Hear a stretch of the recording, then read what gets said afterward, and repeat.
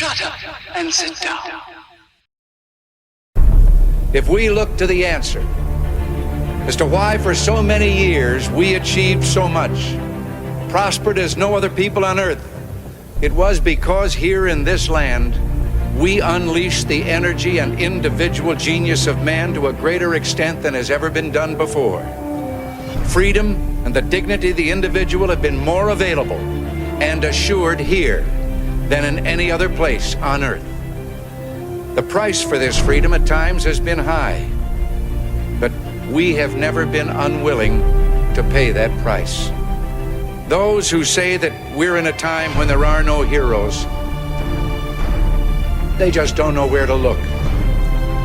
The sloping hills of Arlington National Cemetery, with its row upon row of simple white markers bearing crosses or stars of David, they add up to only a tiny fraction of the price that has been paid for our freedom. Each one of those markers is a monument to the kind of hero I spoke of earlier.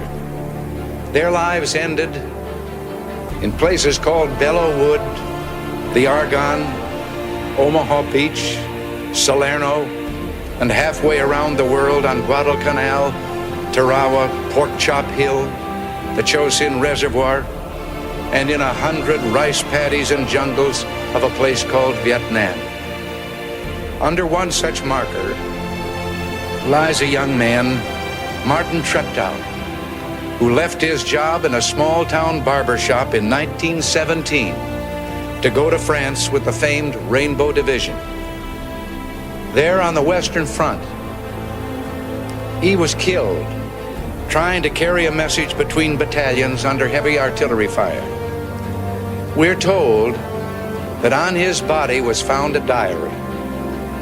On the flyleaf, under the heading, My Pledge, he had written these words: America must win this war. Therefore I will work, I will save, I will sacrifice, I will endure. I will fight cheerfully and do my utmost as if the issue of the whole struggle depended on me alone.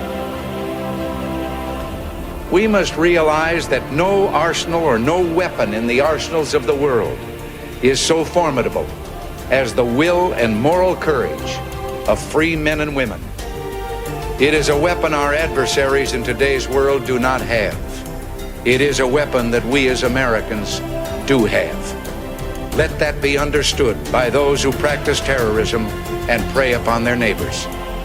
As for the enemies of freedom, those who are potential adversaries, they will be reminded that peace is the highest aspiration of the American people.